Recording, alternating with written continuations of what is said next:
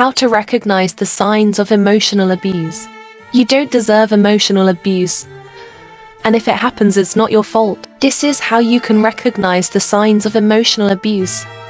What is emotional abuse? You might be familiar with many of the obvious signs of emotional abuse and manipulation, but when you're in an abusive situation, it's easy to miss the subtle early signs that build up to a persistent undercurrent of abusive behavior. Emotional abuse involves attempts to frighten, control, or isolate you. This type of abuse doesn't involve physical violence, though it might involve threats of violence directed toward you or your loved ones. It's characterized by a person's words, actions, and the consistency of these behaviors. Abuse may start gradually, but it happens again and again. Humiliation, negating, and criticizing.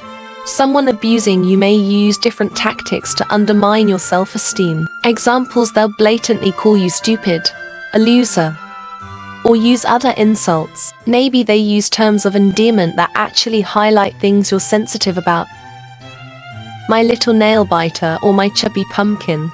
And ignore your requests to stop.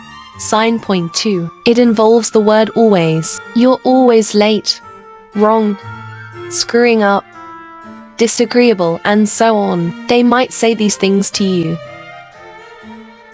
or use them to describe your behavior to others. Sign 3. Screaming, yelling, and swearing can intimidate you and make you feel small and inconsequential. Maybe they never hit you, but they do pound their fist, throw things, or damage property. Sign 4. They pick fights, share your secrets, or make fun of your shortcomings in public. Sign 5. You share something important to you and they reply with, "What? Who cares about that?" Body language like eye rolling, smirking, head shaking, and sighing help convey the same message. Sign 6. When you express discomfort with something they've said, they snap back. "Can't you take a joke? Grow up." You're left feeling foolish and wondering whether you are, in fact, the sensitive. Sign 7. They suggest your hobby is a waste of time. You'll never be any good at the piano, so why do you keep trying? Really, they'd rather you not participate in activities without them. Accusing, blaming, and denial. People who abuse others often try to create a hierarchy that puts them at the top and you at the bottom. Example: jealousy. They accuse you of flirting or cheating, or say you'd spend all your time with them if you truly loved them. Control and shame. Trivializing. When you explain how much something they said or did upset you and hurt your feelings, they accuse you of overreacting or misunderstanding the situation, blaming you for their problems. When things go wrong, they always blame you. If only you'd been a more loving child, a more supportive partner, or a better parent, they might say, their life would be fantastic. Destroying and denying. They might throw your phone down to break it, lose your car keys, or destroy other important possessions, then deny it or say it happened accidentally. Emotional neglect and isolation.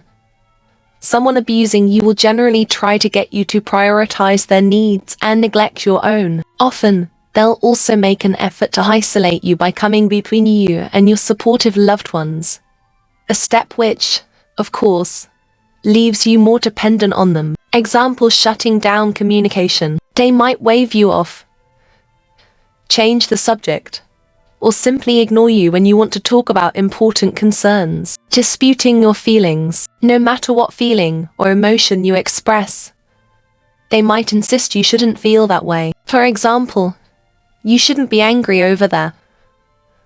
What have you got to feel sad about? Abusive behavior relates to the desire to maintain power and control. They may try to control you by monitoring your whereabouts. They want to know where you are, always, and insist you respond to calls or texts immediately. They might show up at your work or school just to check you did actually go there. Gaslighting. Someone abusing you may deny that specific events, arguments, or agreements ever happened. This tactic can leave you questioning your own memory, not to mention your mental health and well-being. Making all the decisions. This might involve closing a joint bank account and cancelling doctor's appointments. They may insist you withdraw from school and resign from work, or do so on your behalf. Or maybe they tell you what to wear, what to eat and how much, or which friends you can spend time with. Emotional abuse is often silent but incredibly damaging. If you recognize any of these signs in your life or in the life of someone you care about,